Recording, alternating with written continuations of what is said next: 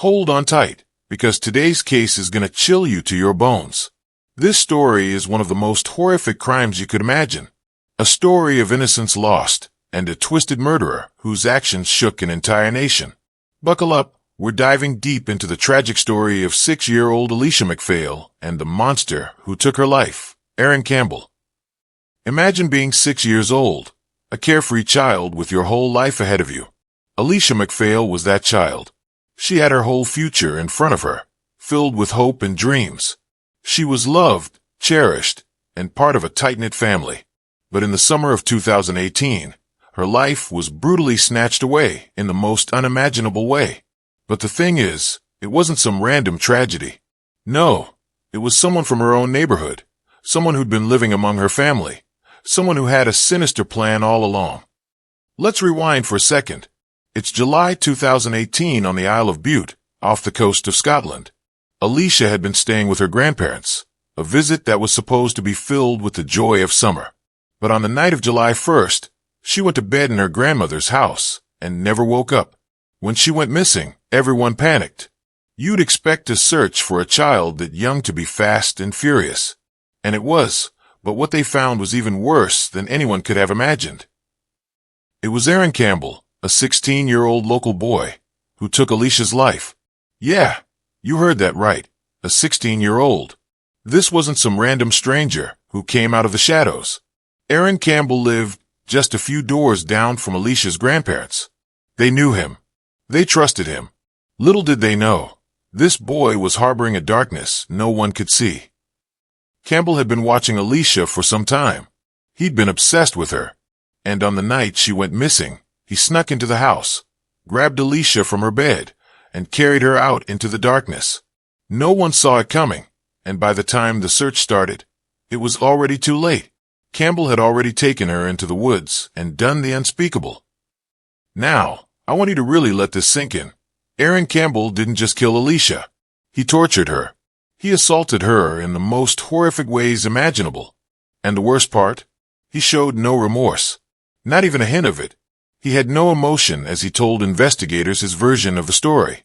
No tears. No shame. Just a cold, calculated killer. The police, of course, were doing everything they could to find Alesha. But when they finally arrested Aaron, they couldn't believe their ears. He had this bizarre, eerie calm about him. He was the last person anyone would have suspected. And yet, there he was, confessing to the crime like it was nothing. No one could understand how a boy who'd grown up in a normal community could commit such an atrocious act. Campbell was eventually convicted of murder, and the whole community was left reeling. The grief, the pain, and the heartbreak of Alesha's family were unimaginable. And it doesn't end there, because even after the conviction, many were left asking, how could this happen? How could someone do this to a child, and to a family that trusted him? Alesha MacPhail was just a little girl. She had her whole life ahead of her, and in an instant, that was stolen by someone who should have never been trusted. Aaron Campbell, in the end, was sentenced to life in prison, but for Alesha's family, there's no sentence that can bring their little girl back. The disappearance of Alesha MacPhail, a night of unimaginable horror. Picture this, a quiet, peaceful island off the coast of Scotland, where everyone knows each other, where crime is rare, and where children can play outside without fear. The Isle of Bute was that kind of place, a tight-knit community where doors were often left unlocked, where neighbors looked out for one another, and where the worst thing that might happen was a bit of gossip spreading too fast. But on the night of July 1st, 2018, that illusion of safety was shattered forever. 6-year-old Alesha MacPhail was spending part of her summer vacation with her father, Robert MacPhail, and her grandparents in their home on the island. She was a bright, bubbly little girl with her whole life ahead of her. A child who loved playing, laughing, and being doted on by her family. That night, she went to bed like any other night, tucked in, safe and sound in her room. No one could have imagined that within hours, she would vanish without a trace. It was Alesha's grandmother, Angela, who first realized something was terribly wrong. She woke up in the early hours of July 2nd, her instincts screaming that something wasn't right. Maybe it was a mother's intuition. Maybe it was just the eerie silence of the house. But when she went to check on Alesha, her heart stopped. The bed was empty. The covers were disturbed. The window was slightly open. Panic set in immediately. The family searched the house, calling her name, hoping, praying that she had just wandered off to another room, maybe fallen asleep somewhere else. But Alesha was nowhere to be found. The terror that must have gripped them in that moment is unimaginable. A child doesn't just disappear in the middle of the night. Not like this. Not without a trace. Robert, Alesha's father, called the police, his voice shaking with fear. Within minutes, officers were at the house, questioning the family, searching the property, trying to piece together what could have happened. Had she sleepwalked? Had someone taken her? The possibilities raced through everyone's minds, each one more horrifying than the last. As dawn broke, the entire island mobilized. Neighbors, friends, even strangers joined in the search, combing through fields, streets, and wooded areas, calling out Alesha's name. The police brought in search dogs, drones, and helicopters, desperate to find any sign of the little girl. The community held on to hope. Maybe she had gotten lost. Maybe she was hiding somewhere, scared but alive. But then, the worst possible news came. Around 9 a.m., a member of the search party made a gut-wrenching discovery in a secluded wooded area near an abandoned hotel. There, lying among the trees, was Alesha's lifeless body. The scene was one of pure horror. She had been brutally assaulted, her tiny body bearing the marks of unspeakable violence. The realization hit like a sledgehammer. This wasn't an accident. This wasn't a tragic case of a child wandering off and getting lost. This was murder. The investigation shifted immediately. Police sealed off the area, forensic teams scoured for evidence, and detectives began questioning everyone who had been near the house that night. At first, suspicion fell on those closest to Alesha, her father, his friends, anyone who had access to the home. But as the hours passed, a different, even more shocking suspect emerged. Aaron Campbell, a 16-year-old boy who lived nearby, had been seen acting strangely in the days leading up to the murder. He knew the family. He had been in their home before. And when police brought him in for questioning, his story didn't add up. He claimed he had nothing to do with Alesha's disappearance, but his alibi was full of holes. Then came the damning evidence. Forensic tests revealed Campbell's DNA on Alesha's body. His phone records showed suspicious searches in the days before the murder. Queries like how long does DNA last and how to avoid being convicted of rape. CCTV footage placed him near the crime scene that night. And when confronted with the mounting proof, Campbell's cold, detached demeanor sent chills down the spines of even the most hardened detectives. Eventually, he confessed, not out of remorse, but because he had no other way out. He admitted to sneaking into the house in the dead of night, taking Alesha from her bed, carrying her to the woods, and committing unspeakable acts before ending her life. His motive? I just wanted to see if I could get away with it. The trial that followed was a media frenzy, with the nation watching in horror as the details emerged. Campbell's defense tried to shift blame, even suggesting that Alesha's father's girlfriend was responsible, a claim that was quickly dismantled by overwhelming forensic evidence. The jury took just 4 hours to reach a verdict: guilty. The judge, in sentencing Campbell to a minimum of 27 years in prison, called him the most dangerous and depraved individual he had ever encountered. But for Alesha's family, no sentence could ever be enough. Her mother, Georgina Lockrane, wept in court, her grief a raw, open wound. Alesha's grandparents, who had last seen her alive in their home, were left shattered, their lives forever marked by the loss of their beloved granddaughter. In the aftermath, the case sparked outrage across the UK, with calls for tougher sentencing for juvenile offenders and debates about how such evil could exist in someone so young. Vigils were held in Alesha's memory, her name becoming a symbol of innocence stolen far too soon. But none of that brings her back.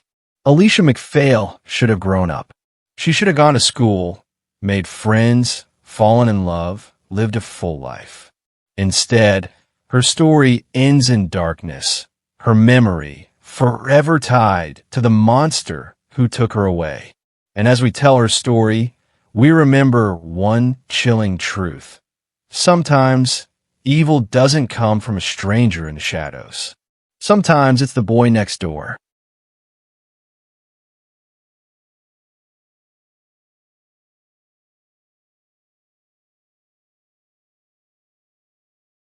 Hashtag the calculated killer. Aaron Campbell's chilling premeditation. The most terrifying aspect of Alesha MacPhail's murder wasn't just the brutality. It was the cold, methodical planning behind it. Aaron Campbell didn't act on impulse. He didn't snap in a moment of rage. He researched, prepared, and meticulously plotted how to commit his crime and evade justice. Hashtag the digital trail of a predator. In the days leading up to the murder, Campbell's internet search history revealed a mind already fixated on violence and forensic countermeasures. Among his disturbing queries: how long does DNA last? How to avoid being convicted of rape? Can you get DNA from saliva? What destroys DNA evidence? These weren't random, morbid curiosities. They were the searches of someone engineering a crime. He wasn't just fantasizing, he was studying. He wanted to know how to assault and kill without leaving a trace. Hashtag the night of the murder. A predator's precision. Campbell didn't stumble upon Alesha by chance. He had been inside her grandparents' home before. He knew the layout. He knew where she slept.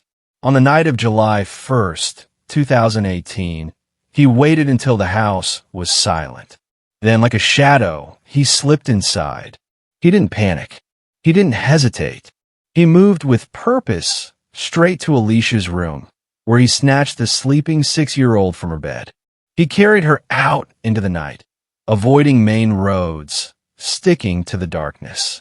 He took her to a secluded wooded area near an abandoned hotel, a place he likely scouted in advance. There, he committed unspeakable acts before smothering her to death, ensuring she couldn't scream, couldn't identify him. Hashtag the cover-up, a killer's arrogance. After the murder, Campbell didn't flee in panic. He coolly returned home, washed himself, and disposed of evidence. He thought he had outsmarted the system, but he made 2 fatal mistakes. 1. He left DNA behind.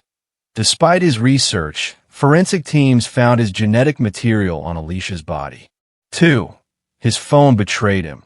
Location data placed him at the crime scene, and his deleted search history was recovered. Hashtag the interrogation. A psychopath unmasked. When police first questioned him, Campbell played the role of a confused, innocent teen.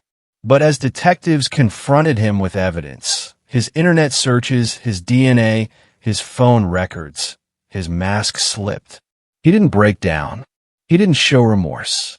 Instead, he confessed with eerie detachment, describing the murder in chilling detail as if recounting a video game. His motive? I just wanted to see if I could get away with it. Hashtag a legacy of horror. Campbell's case forced the UK to confront an uncomfortable truth. Evil doesn't always look monstrous. Sometimes it's the quiet boy next door, the one who researches his crimes like a school project, who kills not out of passion, but out of curiosity. His sentence, a minimum of 27 years, was one of the harshest ever given to a juvenile in Scotland.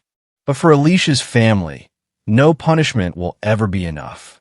Because the most horrifying part isn't just that he killed her. It's that he planned it. #, the web of lies. Aaron Campbell's desperate attempt to escape justice. When police first questioned 16-year-old Aaron Campbell about the disappearance and murder of Alesha MacPhail, he didn't panic. He didn't break down. Instead, he did what psychopaths do best. He lied with chilling precision, weaving an elaborate story designed to shift suspicion onto others while maintaining an air of innocence. His deception wasn't just a spur-of-the-moment cover-up. It was a calculated performance, one that unraveled only when forensic evidence left him with nowhere left to hide. #, the initial lie, playing the bystander. In the chaotic hours after Alesha's body was discovered, Campbell inserted himself into the investigation. He joined search parties, spoke to neighbors, and even interacted with Alesha's grieving family, all while knowing exactly what had happened to her. When detectives first brought him in for questioning, he acted confused, even concerned. "I don't know anything," he claimed.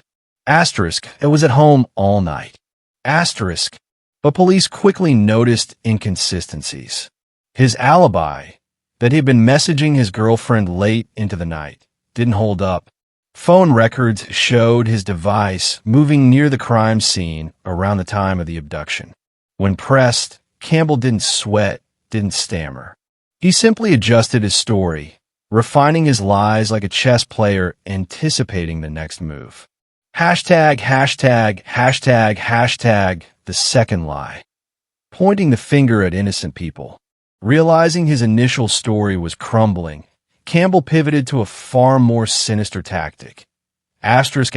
He blamed someone else, He told detectives that Alesha's father's girlfriend, Toni McLaughlin, was the real killer. He claimed she had a grudge against the family and had threatened Alesha before. He even suggested she had manipulated him into helping cover up the crime. It was a bold, calculated move, one designed to exploit existing tensions within Alesha's family. For a brief moment, investigators had to consider the possibility. They questioned McLaughlin, searched her phone, and scrutinized her alibi. But the story fell apart almost immediately. McLaughlin had solid proof of her whereabouts that night. There was no DNA linking her to the crime. And most damning of all, Campbell's own phone records contradicted his claims, #. #, the third lie. The partial confession. Cornered by irrefutable evidence, Campbell shifted tactics again. He admitted to being near the scene, but insisted he had only found Alesha's body, not killed her.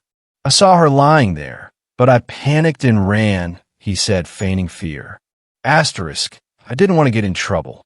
It was a clever play, a half-truth designed to explain away his DNA while still avoiding a murder charge. But detectives weren't fooled. #, the final unraveling. The full confession. After hours of interrogation, confronted with undeniable forensic proof, Campbell finally dropped the act. But even then, he didn't cry. He didn't show remorse. Instead, he described the murder in detached, clinical detail, as if recounting a movie plot. He admitted to sneaking into Alesha's home. He admitted to carrying her to the woods. He admitted to assaulting and killing her. His only explanation? "I just wanted to see if I could get away with it." #, why his lies matter. Campbell's deception wasn't just the panicked reaction of a scared teenager. It was the deliberate strategy of a predator. 1.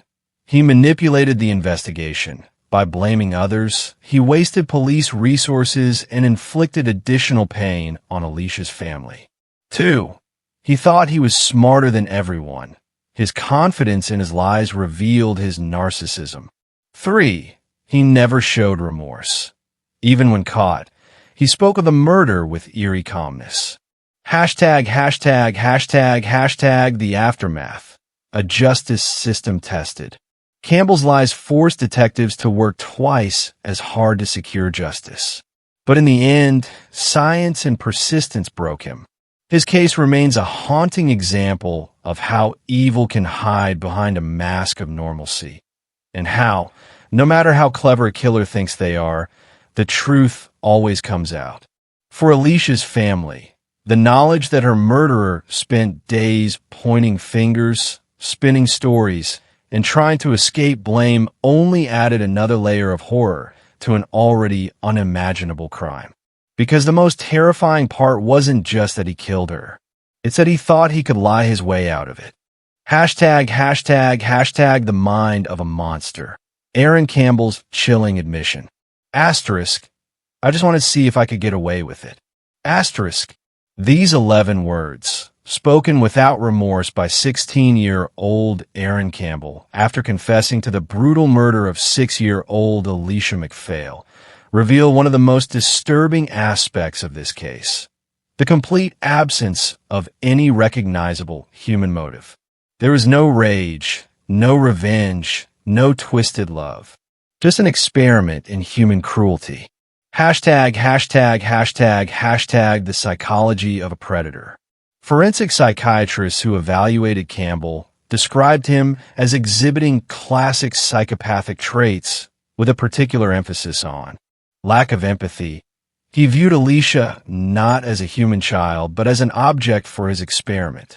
Grandiose sense of self. His belief he could outsmart an entire police force. Thrill-seeking behavior. The murder was essentially an extreme form of risk-taking. Dr. Helen Morrison, a forensic psychiatrist who has studied serial killers, noted that Campbell's statement aligns with what she calls homicidal curiosity, the desire to kill simply to experience it. Hashtag the planning phase. A crime as experiment. Campbell's actions in the days leading up to the murder reveal meticulous preparation. 1. Digital footprint. His internet searches about DNA evidence and rape convictions weren't casual, they were research. 2. Surveillance. Knowing the layout of the house and Alesha's bedroom suggests prior observation. 3. Timing. Choosing the early hours when the household would be in deepest sleep. This wasn't impulsive violence. It was a clinical operation planned with the precision of a scientist setting up a lab experiment. Hashtag the night of the murder. Executing the plan. Every action Campbell took that night served his central motive.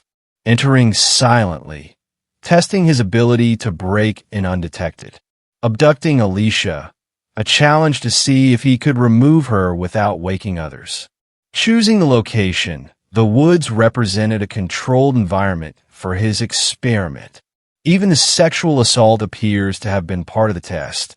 Could he commit the ultimate violation and leave no evidence? Hashtag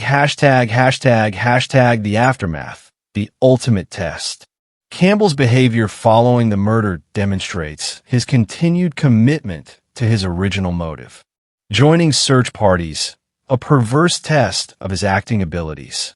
Initial lies to police, gauging whether his stories would hold up. Blaming others, an attempt to manipulate the investigation. His eventual confession only came when confronted with irrefutable DNA evidence, the one variable his research hadn't accounted for. Hashtag a new kind of killer. What makes Campbell particularly disturbing is that he represents an emerging category of offender, the digital native psychopath. His approach combined online research to understand forensic limitations, gaming mentality, treating the murder as a real-life challenge to be won, social media awareness, understanding how to present a normal facade.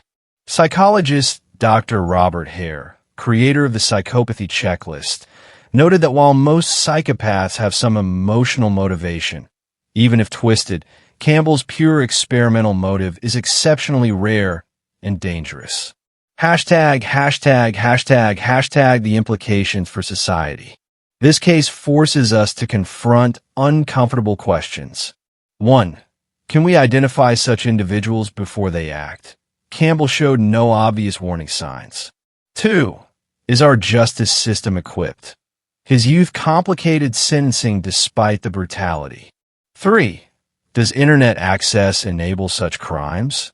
His research was conducted openly online. The most chilling realization? Campbell's motive suggests he would have continued testing his limits if not caught.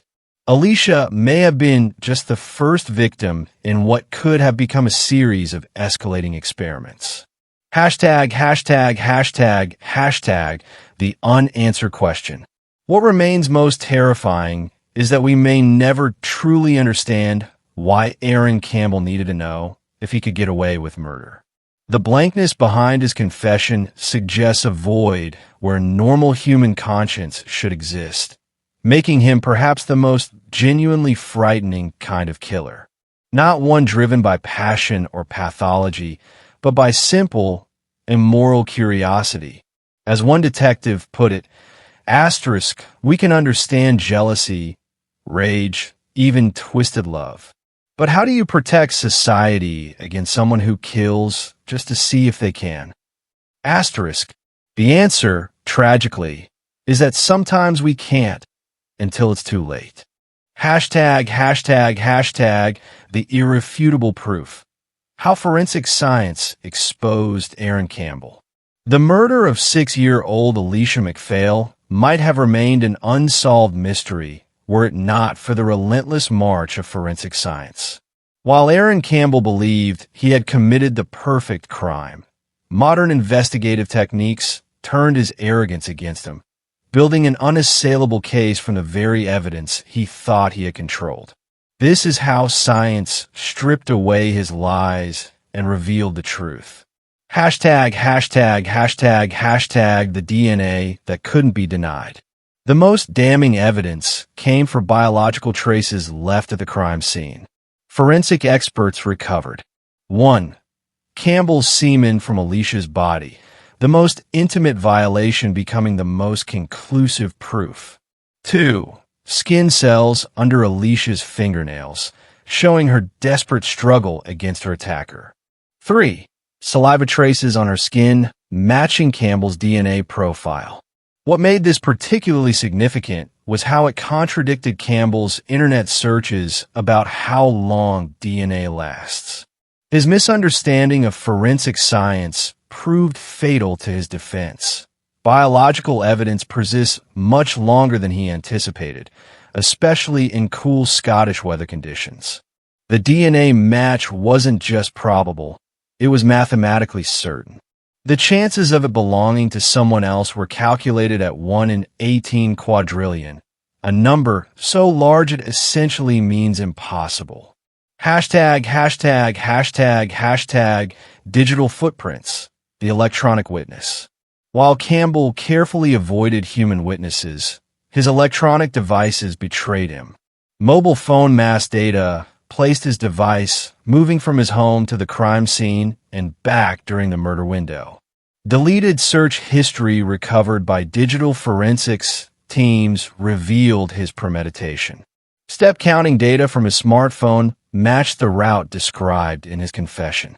Most damning was the time-stamped selfie he'd taken hours before the murder. The same clothing fibers found on Alesha's body were visible in the photo. Hashtag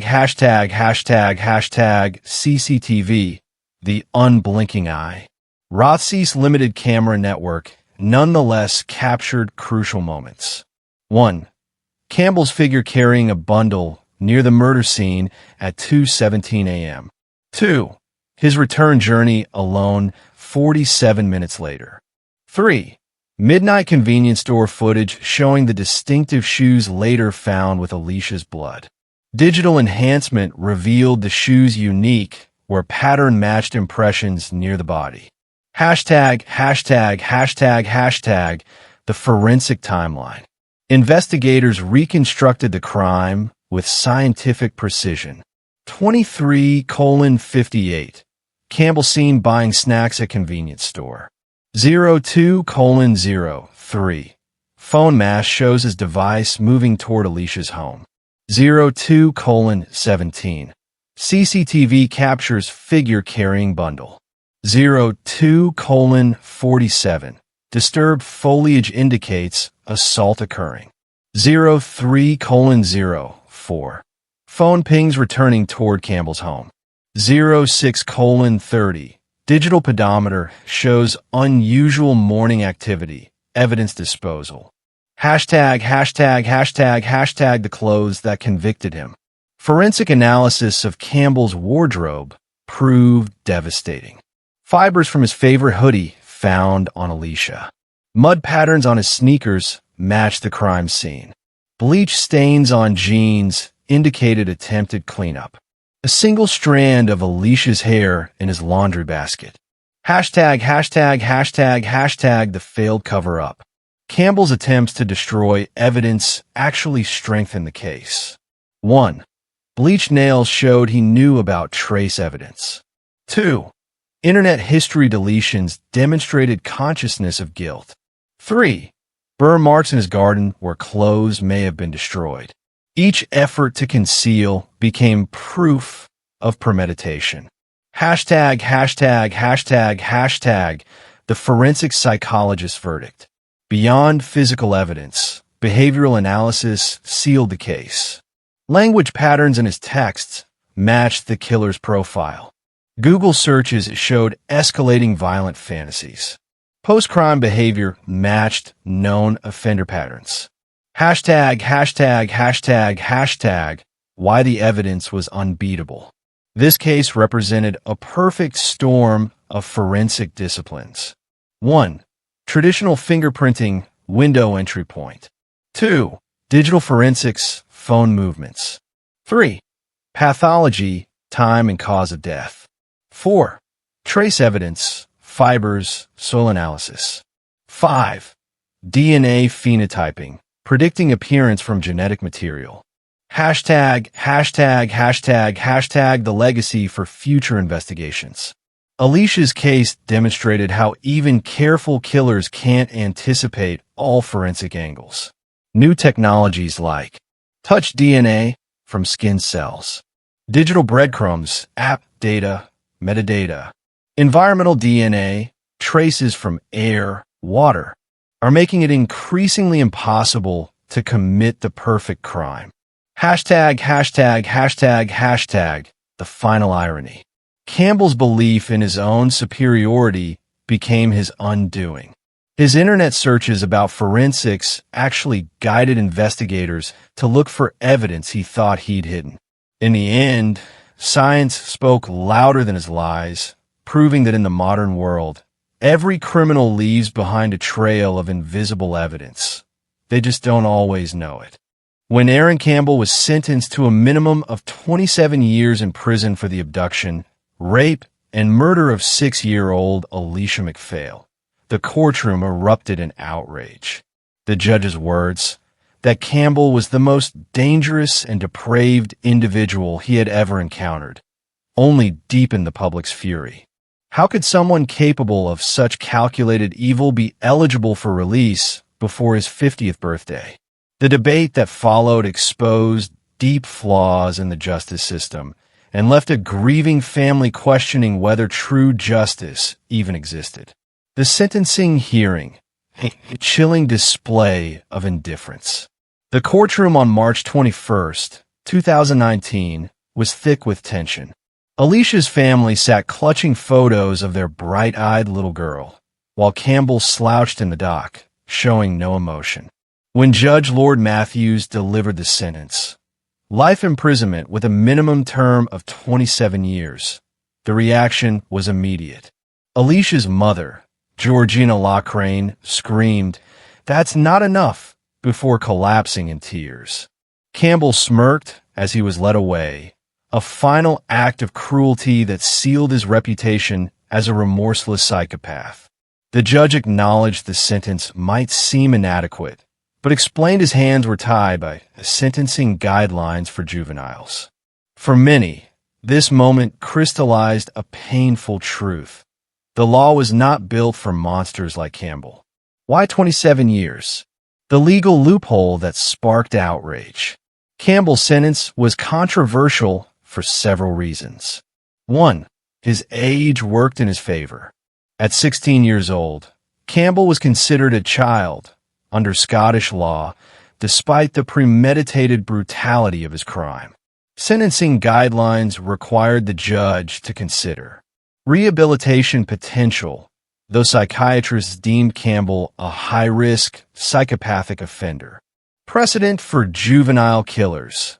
Other UK teen murderers had received 15 to 25 years. International human rights laws protecting young offenders from inhumane punishment. 2. The life sentence was misleading. While Campbell received a life sentence, in Scotland, this only means a minimum term before parole consideration. Unlike in the US, where life without parole exists, Scottish law almost guarantees eventual release for juveniles. 3. The brutality was ignored.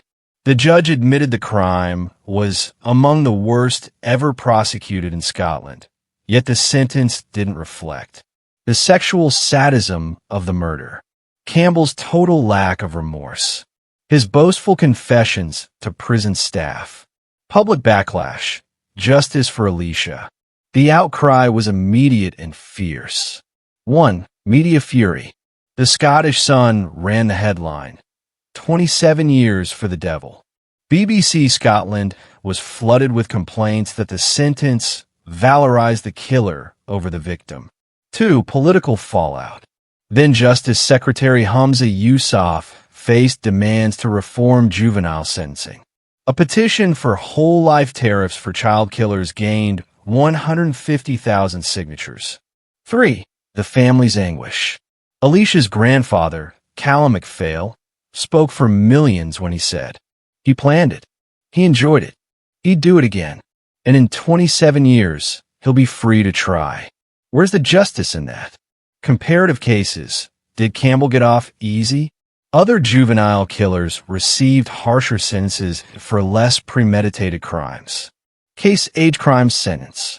Aaron Campbell 16 rape plus murder. Premeditated 27 years min. James Bulger killers 10 toddler murder. Impulsive 15 years later increased. Edinburgh baby killer 14 murder of infant life. No parole. Legal experts noted the inconsistency. Why did Campbell's extreme planning reduce his time behind bars? The psychological danger. Would Campbell reoffend? Psychiatric evaluations suggested Campbell was incurable. Scored 38 out of 40 on the psychopathy checklist, higher than many serial killers. Told prison guards he wasn't sorry and found the murder exciting. Had fantasies about killing again if released.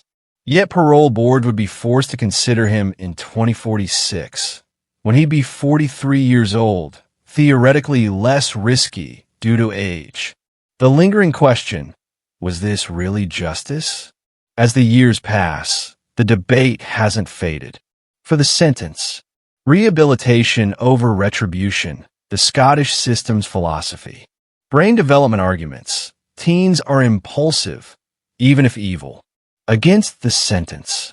Some crimes defy redemption. Can a child rapist/murderer ever be rehabilitated? The victim's rights. Alesha got no second chance. Why should her kill her? Conclusion. A system that failed. The tragedy of Alesha's case isn't just her death. It's that the justice system, in trying to be fair, became an accomplice to her family's endless torment. 27 years means Alesha's parents will grow old knowing her killer may walk free. Campbell could live decades longer than his victim ever did. No amount of time will ever balance the scales. As one detective privately admitted, we put him away, but we didn't really make him pay. And that's the part that keeps me up at night. For Alesha, and for society, 27 years was never going to be enough. The only true justice would have been ensuring Aaron Campbell never saw daylight again. And on that, the system failed. The horrific murder of 6-year-old Alesha MacPhail by 16-year-old Aaron Campbell didn't just devastate a family. It sent shockwaves through the entire British legal system. Campbell's 27-year minimum sentence, despite the premeditated brutality of his crime, ignited fierce debates about how society should punish juveniles who commit acts of unspeakable evil. The case became a lightning rod for legal reform, exposing deep flaws in a system that struggled to balance age, accountability, and public safety. 1. The core controversy. Can a 16-year-old truly be a child? Campbell's case forced lawmakers to confront an uncomfortable question. At what point does a teenager's age no longer excuse their actions? The legal reality in Scotland. Under Scots law, anyone under 18 is considered a child in sentencing. Judges must prioritize rehabilitation over pure punishment. The UN Convention on the Rights of the Child pressures courts to avoid cruel sentences. The public outcry. If he's old enough to rape and murder, he's old enough to rot in jail. Daily Mail headline. A YouGov poll showed 82% of Scots believe Campbell should have received life without parole. Alesha's family argued that the law valued the killer's future over their daughter's stolen life. Legal experts were torn. Pro-reform side. Brain development isn't complete at 16. Impulse control is weaker. Victims' rights side. Premeditated evil isn't about impulse. It's about character. 2. The precedent problem. Why wasn't Campbell locked up forever? Campbell's sentence was not an outlier. It was the norm under UK juvenile sentencing guidelines. How other juvenile killers were treated. Case age crime sentence. Aaron Campbell 16 premeditated rape plus murder 27 years min. James Bulger killers 10 abduction / torture of toddler 8 years. Later increased. Edinburgh baby killer 14 murder of infant life. No parole. Why the inconsistency? James Bulger's killers 10 years old were initially given just 8 years before public outrage forced a review. Campbell 16 got more time, but critics argued that premeditation should have triggered a whole life term. The whole life tariff debate. In England, adults who commit especially heinous murders can get life without parole. Scotland has never imposed this on a juvenile. Legal scholars asked, if not for Campbell, then who? 3. The psychopathy factor. Can teens like Campbell ever be reformed?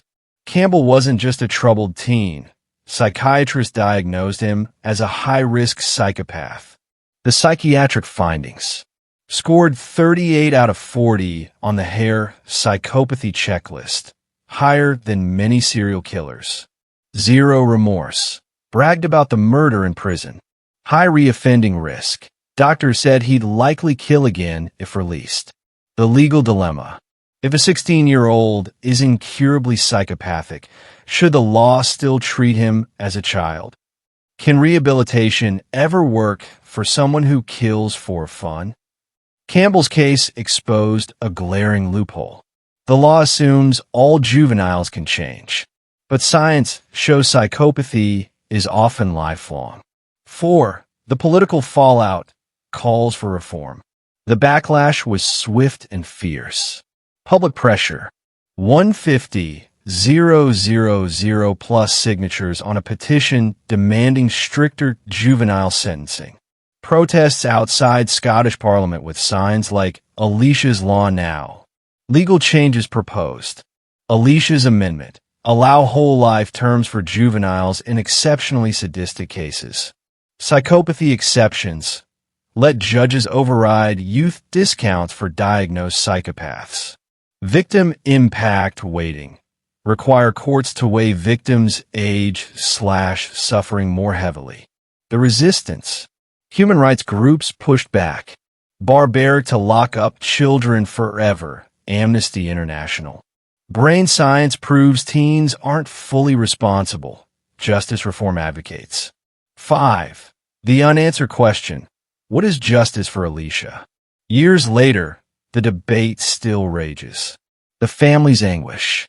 Alesha's mother, Georgina Lockrane, put it bluntly.